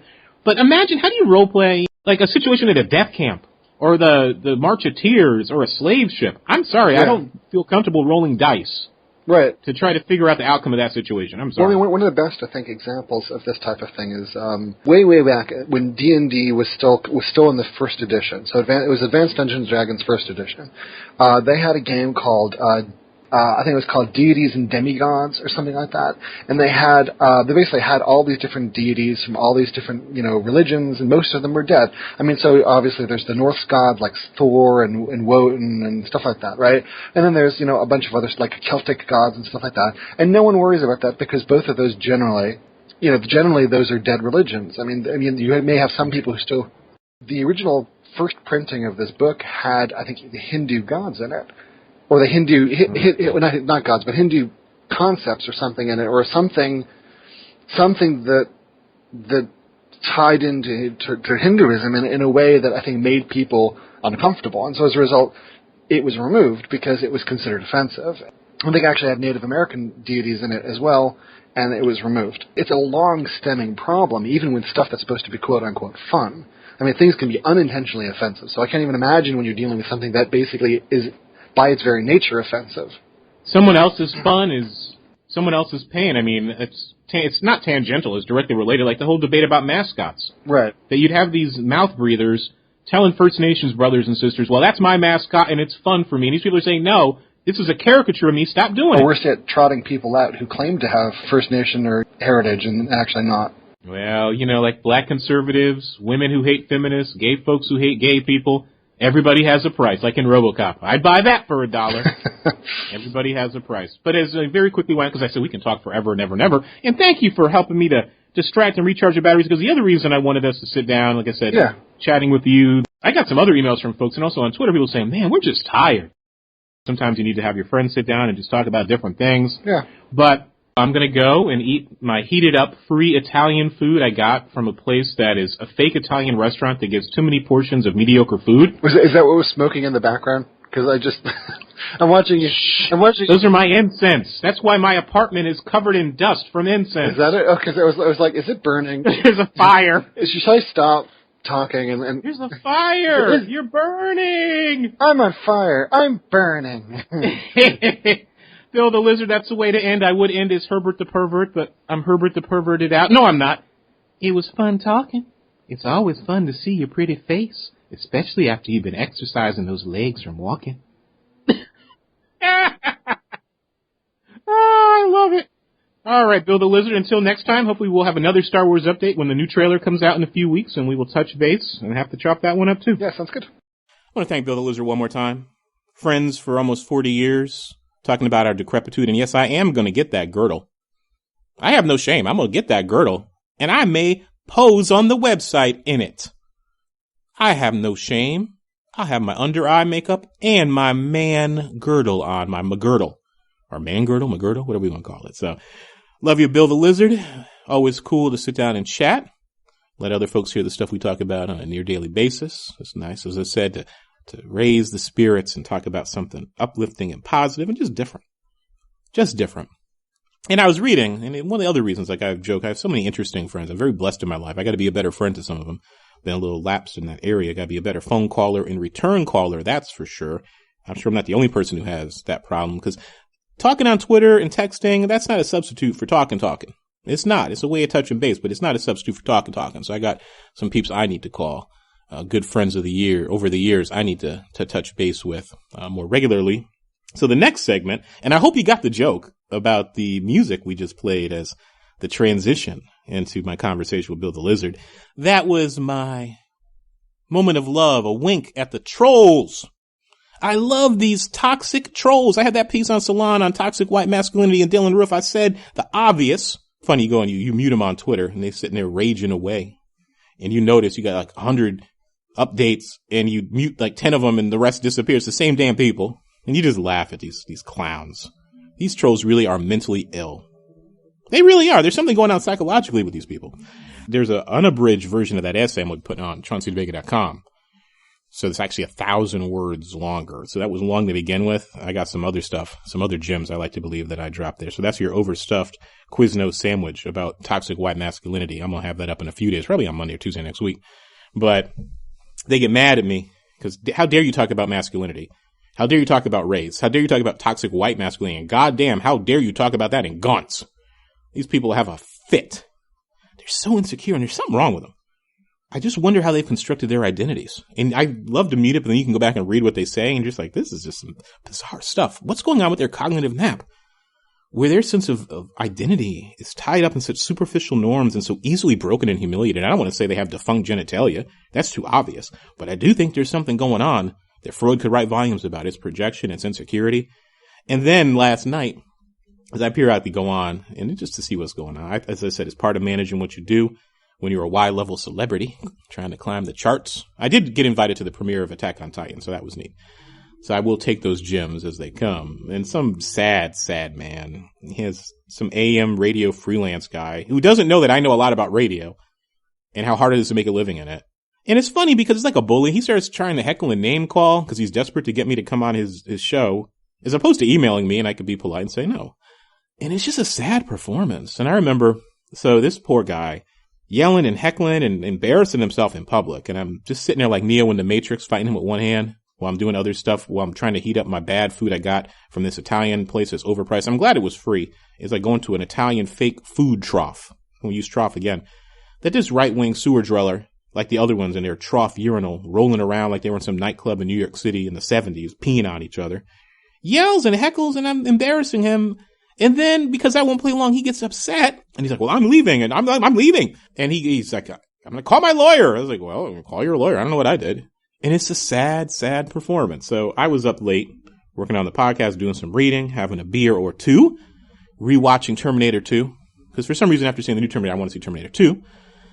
And I was like, let me listen to this Trolls show. And it was sad. I'm saying this is one human being to another. I doubt that the guy will hear this. Have you ever heard somebody trying to be somebody else? And he sounds like the stereotypical angry white man doing a fake voice on AM sports talk radio. And the overlap, the Venn diagram, I said this before, between AM talk radio and right-wing talk, hate radio, is probably 98% in terms of the viewers. And this is a guy, and I feel bad for him, who's unlikely to ever become anything of substance in his craft. And he's contributed, I mean, it's scary, actually. He's actually contributed to Fox News. I don't know if they quoted him or done some other stuff. I'm like, is this the talent they're getting?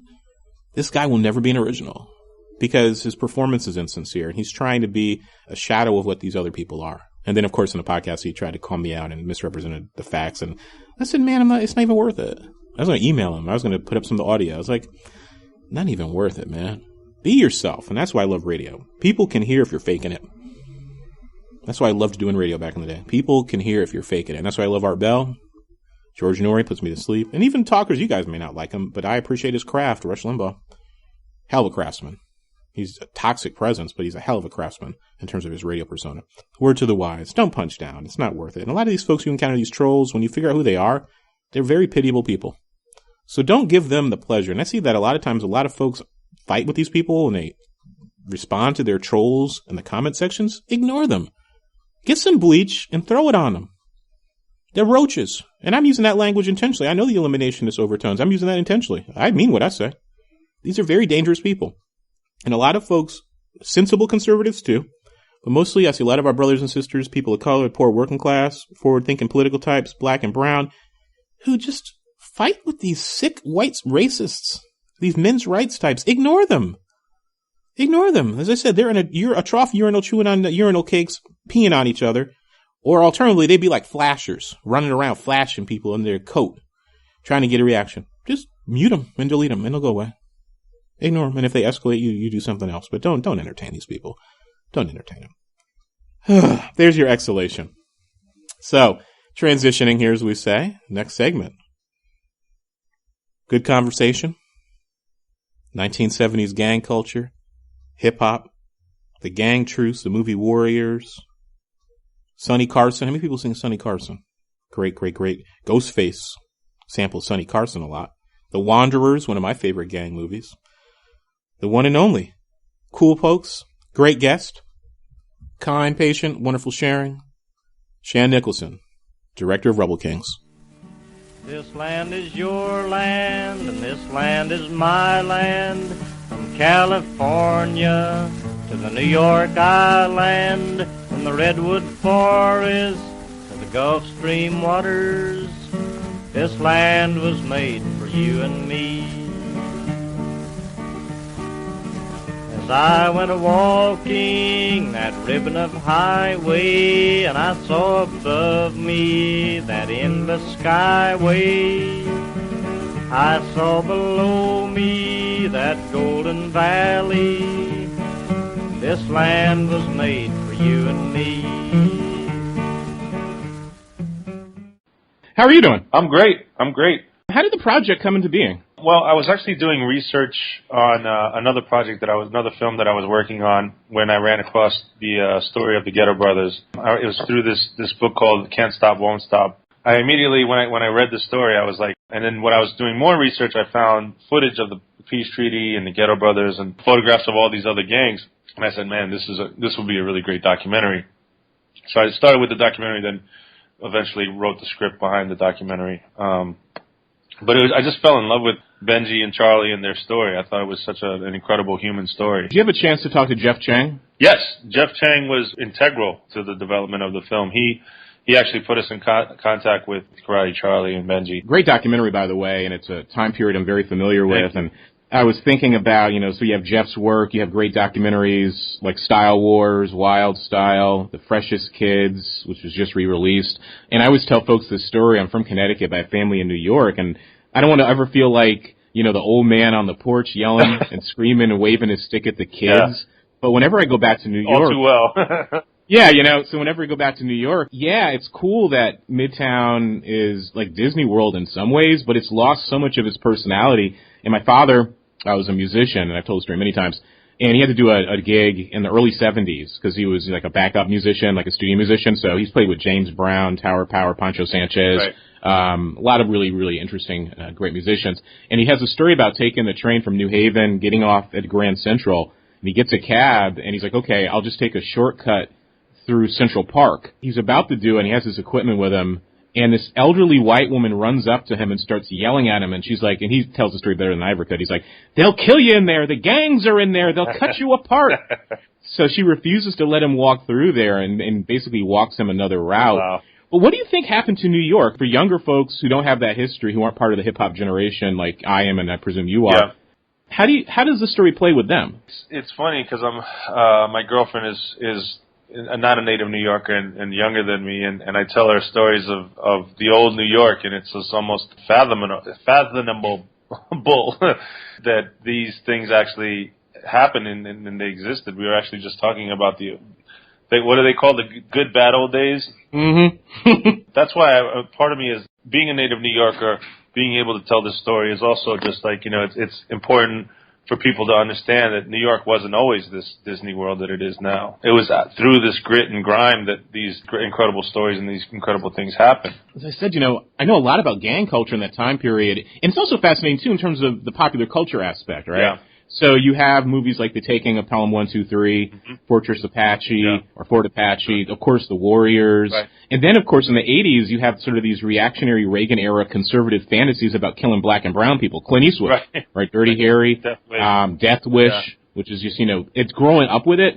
Those are the movies of our generation, but when you're older, you actually understand the political and social context of it, right? These sort of fantasies of killing black and brown gang members and black and brown criminals, or black and brown people and the poor more generally. Right. What do you think, now that you have the critical lens, you've shot the documentary, put it together, did your research, what do you think popular culture gets right and wrong about this period? You nailed it. I think basically, for most gangs, documentaries that I've seen in the past, they always paint this really wild, crazy picture of these savage kids, And it's funny because, like, most of the documentaries that I've pulled footage from for Rubble Kings, there's this one documentary that's basically in German. We had no idea what they were saying, and then we found out later it was like this semi-racist like film crew that went up to the Bronx. They were like, look at these savage Puerto Rican kids, beating each other up and that kind of thing.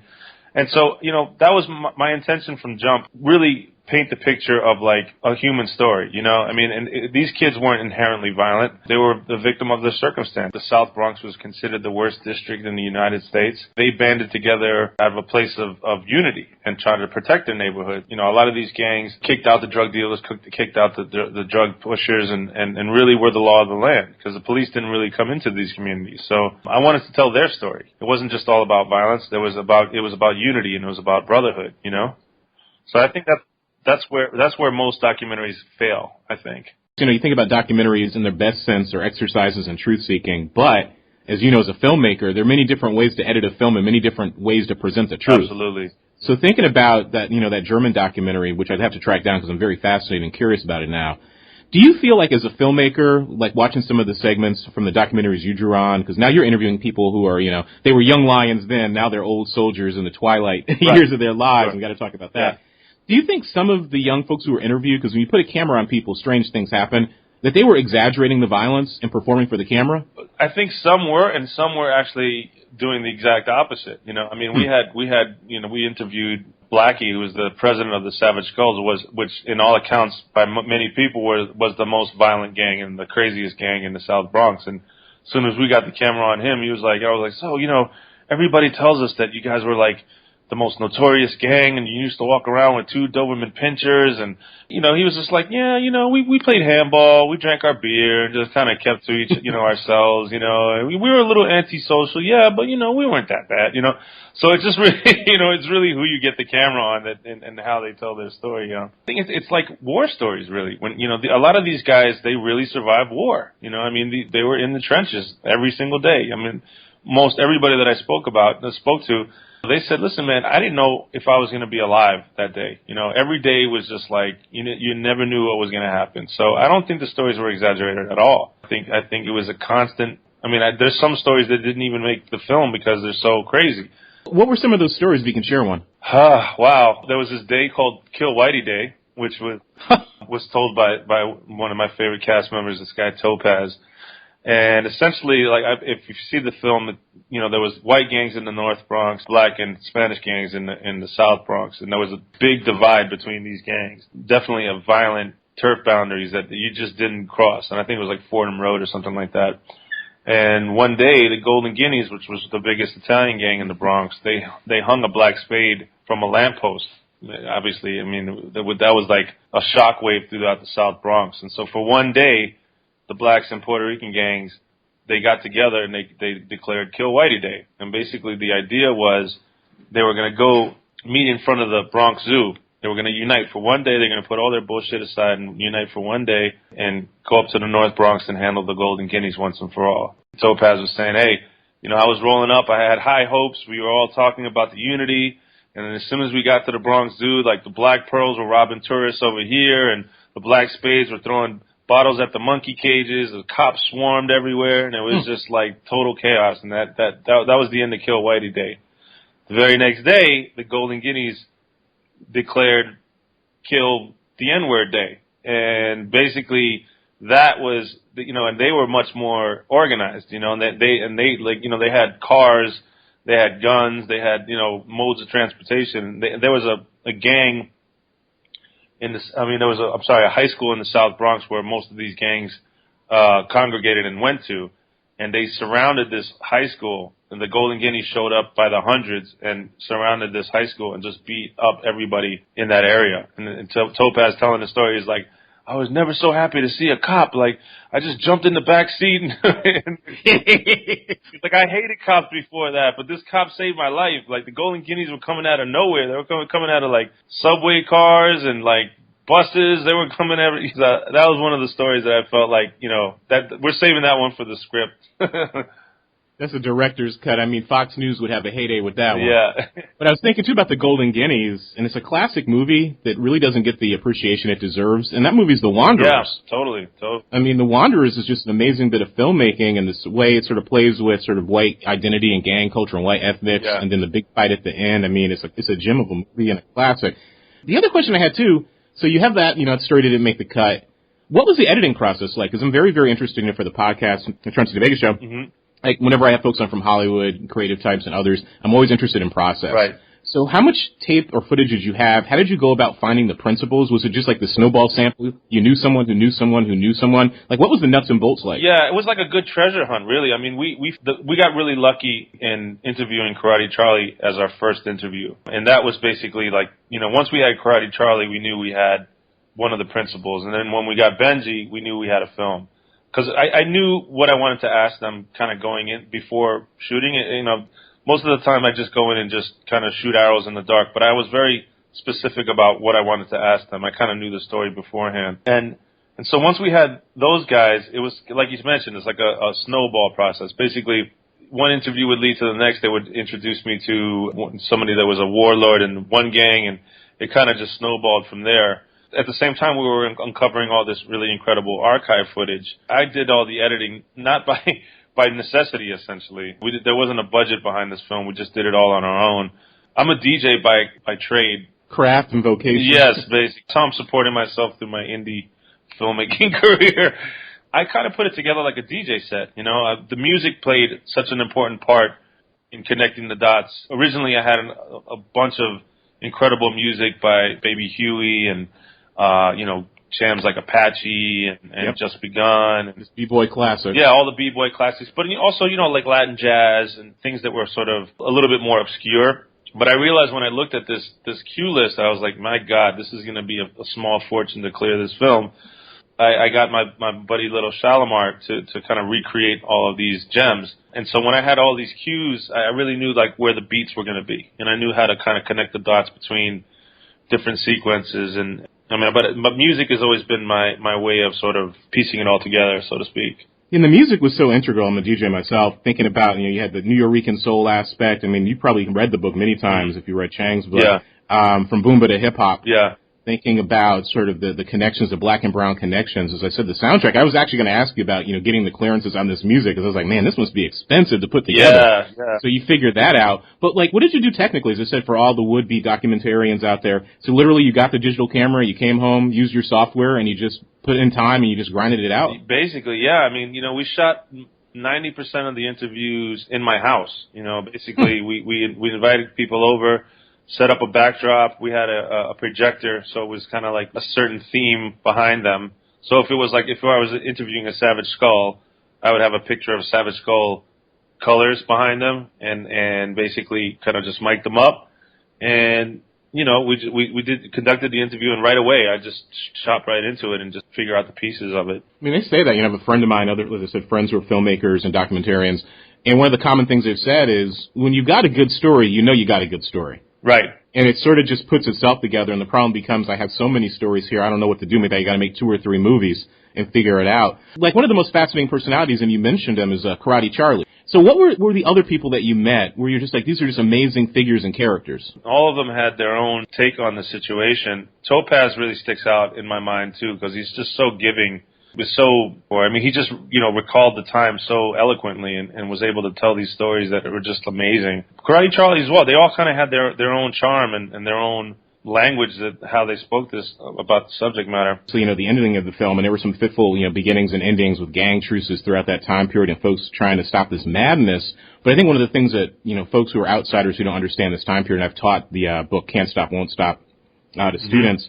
And one of the common things that a lot of students have, I'm based in Chicago, affectionately called Chirac, is that for outsiders to this culture, they look at this behavior as irrational. But when you think about, the politics of race, place, and space, socioeconomics, and, we have to deal with the structural issues. Poverty isn't a natural state of affairs. The poverty that these young black and brown folks, those communities, that was by design, looking at planned housing, the destruction of communities, Robert Moses, I always forget his name, his urban planning. Yeah. And that when you actually get down to the nitty-gritty, well, if I'm in this neighborhood, it's purely rational behavior to join the gang, because if I don't join the gang, I'm going to get beat up anyway. Oh, there was no choice. I mean, it was do or die, literally, Topaz says it best. It was like, you didn't have a choice. If you lived in a building and it was a Savage Skull building, you were a Savage Skull.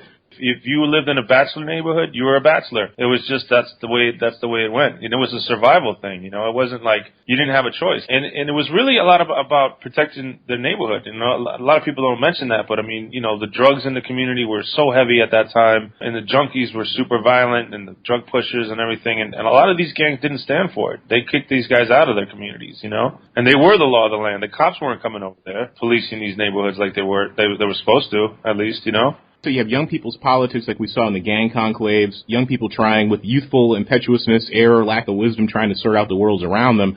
But watching the documentary and thinking about, all those folks who are lost in the foundations of hip-hop, there's a whole conversation there about the founding time of hip-hop being, I would suggest, misremembered. Now that hip-hop is 40 or 50 years old, and all those people's stories that are either distorted or not told or dropped out of history. When talking to the folks for the documentary and watching it, I just keep thinking about all that lost human capital, all those abilities and all those skills and all those other careers that these young folks could have had, but they were just sucked up by this monster, by the system. That's the thing of what's so incredible about hip hop and what happened out of all of this was that these kids took it upon themselves to change their environment. It wasn't an outside social agency. It was themselves. They chose the path of peace. And they chose to change the course and the direction of where they were going. I mean, that's what really how I fell in love with the story was, it wasn't, some outside savior coming in and saying, this is the way you do it. It was like these guys basically just figured it out on their own, which is, to me, that's incredible. And what happens when these old lions in winter? So now you got these brothers and sisters who are now in their 50s, 60s. I'm sure maybe some of them may even be in their 70s. Do they fondly remember the past? I mean, are there still old beefs and animosity? Or is it like when you get old soldiers together who fought against each other in a war, and they're just old soldiers, and they're talking about their fights and their battles together and drinking and laughing? Yep, very much so. Very much so. I mean, I had the honor of actually attending one of their reunions, and there was guys that, were mortal enemies when they were teenagers, and they're sitting there cracking beers open and, this guy shot my cousin once. Ah, that's crazy. It was, stuff like that. But they're all, you know, they now there's a deeper, stronger bond because they went through such, you know, crazy times with one another. And I feel like the camera's been pulled back far enough to see that they were a casualty of the system, and they understand that now. Once they were in it, they didn't understand that. They were just playing out their roles essentially. But now that they're older, they understand, like, wow, you know, like, this is all a bigger picture. This is part of a bigger story. You know what I mean? And that was one of the most compelling, you know, story arcs when you think about the documentary, because the documentary is a narrative, beginning, middle, end, rising action, falling action, complication, resolution, all that good stuff. But you could clearly see, like, sort of the growth and the evolution in the personalities. And eventually having that moment, I mean, the tragic moment where you had the gang peace treaty trying to be brokered and they killed that brother. I mean, just horrible, horrible, horrible story. But then at the end, you see the birth of hip-hop. How much of their political activism do you think was conscious? Was it just like, okay, survival, we got to stop this? Of course, they were reading, you know, revolutionary tracts by the Panthers, the Young Lords, Black and Brown Berets, and so on.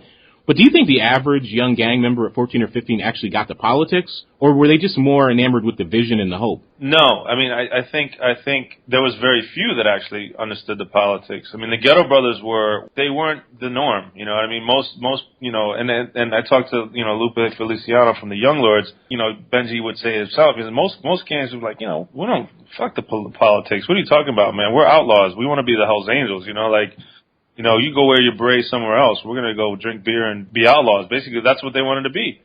So it took, you know, real leadership in the Ghetto Brothers to, you know, heed that cautionary tale and see the system for what it is. And it's incredible. I mean, Benji and Karate Charlie, these guys were like, you know, in their teens, you know, like 17, 18 years old when they were making these, you know, these crazy discoveries. You know, I didn't even know how to pee straight when I was 17 years old. You know what I mean? So, to me, it's really incredible. They had the power and the foresight to know what they were getting themselves into, and it wasn't easy. They weren't met with open arms, like, yeah, of course, let's have peace. You know, like, they had to really organize and, you know, sometimes get a couple people in headlocks to get them to a peace treaty. You know what I mean? And then it just sort of snowballed from there, and folks started to see, you know, because of that charismatic leadership. You know, they started to see that there's another way. But they say, you know, filmmaking and, you know, documentaries especially are an exercise in truth-seeking. You're trying to teach the audience something that's pedagogical. Like, what was the deeper truth you're trying to get at that you want the audience to take away from Rubble Kings? Empowerment. You know, I think that's the main message of the film, is that we all have the power within us to change our environment, change the course of our lives and the direction of our community, you know? And I think if kids walk away with that, after they see this film, I think I've done something good. And there's so many young lions out there, everything from Ferguson to Baltimore. We have a whole generation of young folk who know something is wrong, but they need the generational mentoring and they need the skill sets to actually try to effectively create change. And if I can help that change in any kind of way, then I'm happy. And the job is, I mean, the film isn't for nothing, you know? Have you got the film out there in festivals, so it's circulating? You're trying to get wider release and all that good stuff? We've done the festival run already. Now we're actually releasing June 19th. It's going to be across the board on VOD, iTunes, Amazon. We're going to be in theaters in Chicago, LA, and New York. So it's really important for us. This is a real grassroots kind of campaign, which is we're an independent film, and we need everybody to spread the word and get it out on your social media and really help. Are you actually touring with the film and doing panel discussions, other events as you go city to city? Yeah, we're starting in New York. We're going to see how how we do the first couple weeks, and then, you know, we'll definitely be taking on different screenings across the country. Hopefully across the world. Absolutely. Because, I mean, this is, as you said, and you read my mind, I mean, this is the global phenomenon when you think about young people's politics, social mobilization, trying to, you know, organize themselves, trying to fight against power, trying to improve their own life circumstances, even if they make some mistakes along the way. I mean, that's the politics of the streets. I mean, that's authentic democracy. Where can folks find you online, and what else do you have coming up? Please visit the website, www.rubblekings.com. Not Rumble Kings. Totally different. That was a video game, wasn't it? No, there's tons of people that mistake that name. So, yeah, rubblekings.com. We're on social media. Our handle is @RubbleKings. Instagram, Twitter, Facebook. We're on all those platforms. And if folks want to contact you directly, either supplemental material or information they have or ideas for future projects or things they think you would want to include, because, I mean, that's the fun thing about doing a project like this. There's so many people out there who are involved that you never get to talk to, and then through the magic of the Internet, or the Internet machine as I like to call it, you discover people. I mean, if it wasn't for the Internet, we wouldn't be able to make this film at all. We definitely, you know, there was, like I mentioned, great archival material that we found through the internet.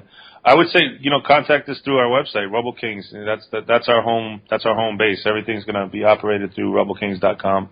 Excellent. I just want to thank you again. I know you're super busy between future projects and producing and working and doing all this good stuff and the research. As I said, it was an excellent documentary, and I'm so glad you sat down here. Virtual bar and salon we like to call the Chauncey DeVega Show, so it's much appreciated. Oh, thank you so much. So we had some kind donors, and I want to thank everybody from the bottom of my heart who reached out, dug deep, in this time of trouble and tumult, and sent that positive energy for the fundraiser. It was very successful. I greatly appreciate the acts of generosity and sharing for the month of June. As I said, we got the final special podcast. Every podcast episode is great. But as I said, my Murderer's Row, Gregory Downs, he'll be next week. And that may be a two-parter, because I've started editing it, and there's just so much good stuff there. We may just have to make it part 1 and part 2, and that's okay. Great conversation about the Civil War. But that kind sharing means a lot to me. And that people would be so generous and so very, very, very just nice. And write nice emails and nice notes. I'm 99% sure I got everybody's thank you note. If I did not send you a thank you note, email me, because that is rude. That is a total mistake on my part. I try to write everybody an individualized thank you letter for the most part. Even sometimes it's hard. And you're just like, man, this is number 40 I'm sending out. It meant a lot. And we got a wide range in terms of amounts. Some people donated more than once. So I just want to read off the locations, the states, and just read off the states where folks are from. Now, some folks, when they donate, you can't see their names or complete ID. So the love is still there. But even reading off these wonderful places, here, me getting the paper out, I had to go through the spreadsheet and write down the states from the kind friends, supporters, and fans of the site from where they herald, where they reside. And again, this is my way of doing a little honor roll to say a little thanks to everybody. And I was going to do the initials. I was like, no, maybe that's violating people's privacy.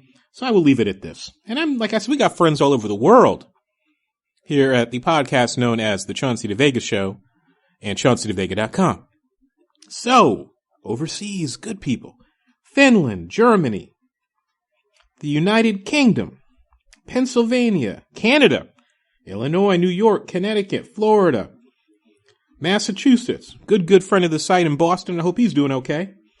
Nebraska, California, New Jersey, Washington State, Illinois, Indiana, Missouri, Virginia. Did I repeat that twice? Well, we'll repeat it twice. Maryland, Texas, Arizona, Colorado, and Wisconsin. That's really cool. Thank you to all those folks. As I said, a good number of people don't want to do the initials, but that's the geography, the wide range. And if I missed out on somebody because you didn't input your information, email me and I'll add you to the list and I'll reread this list. Make sure it's complete, or for whatever reason the computer or spreadsheet messed up and I missed somebody. But thank you for that love. It means a lot to me. Shaking the paper again. I also want to give out some love, too, to another friend of the website, the podcast, someone who I'm a big fan of. You know his name, the one and only Joe Lansdale.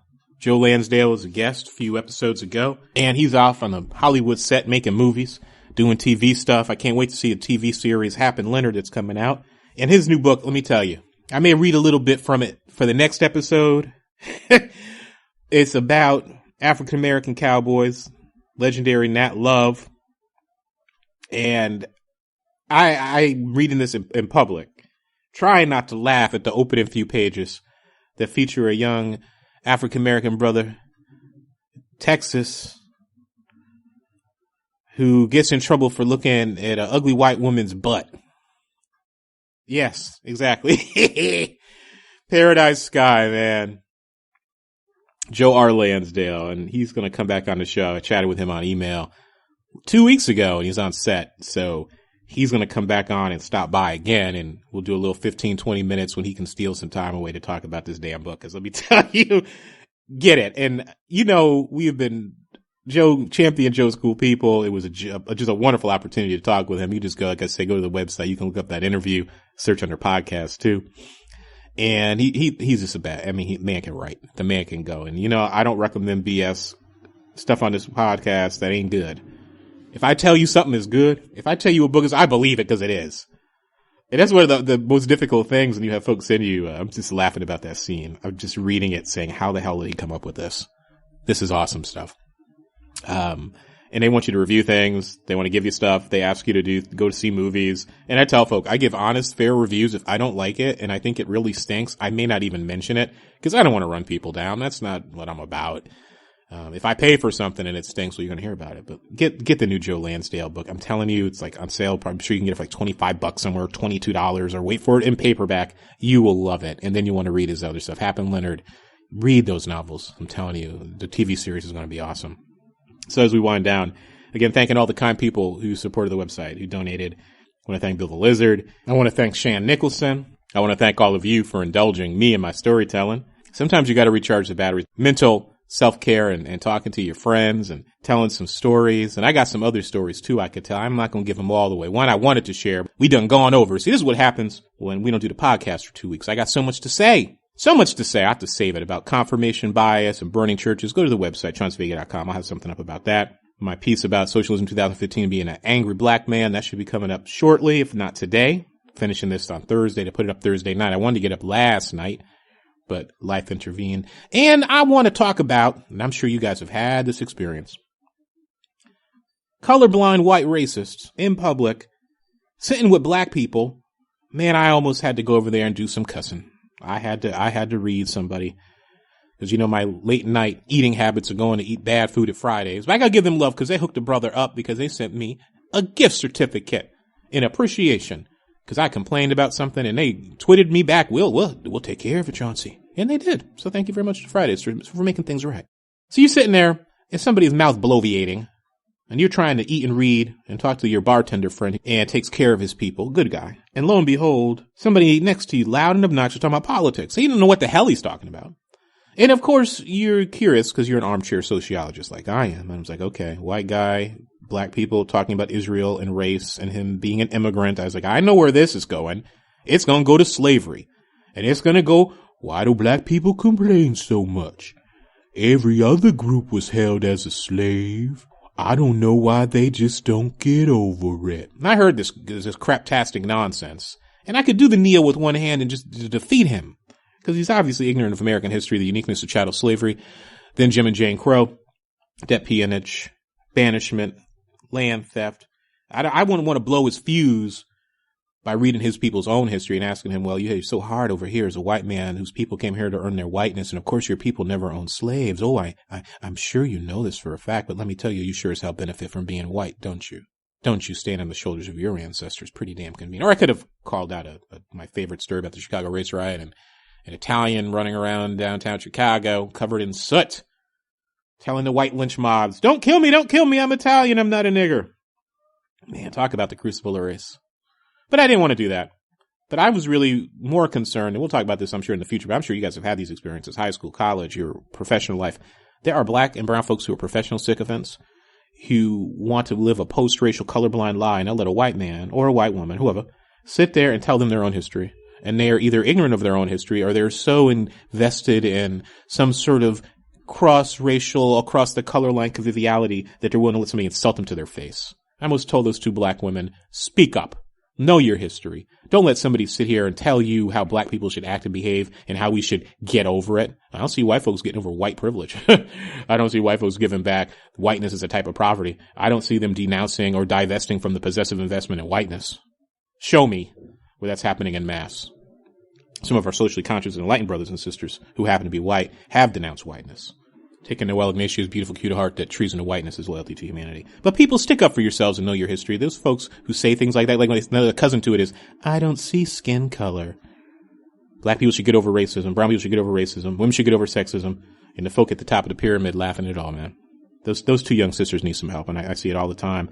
Maybe they're young black conservatives in training. Maybe that's how they start them off.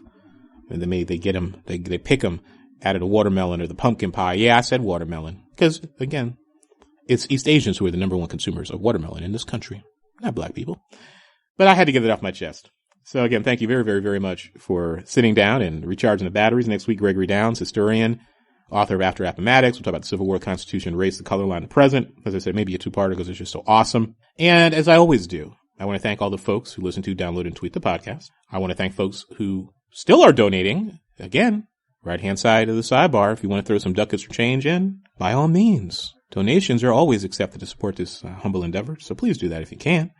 We won't have another formal fundraiser until December, of course. We got the podcast migrating over to Libsyn. I'm doing that. I'll be paying for the subscription fees out of the donations. I appreciate that. And we're growing. We're getting some good stuff going. Amazing guests I talked to this week, last week, the week after. As I said, we're coming up on episode 50. I got several dozen episodes already done after that. Even more lined up. I'm telling you, we got some cool folks. Great conversations. And as is my habit, please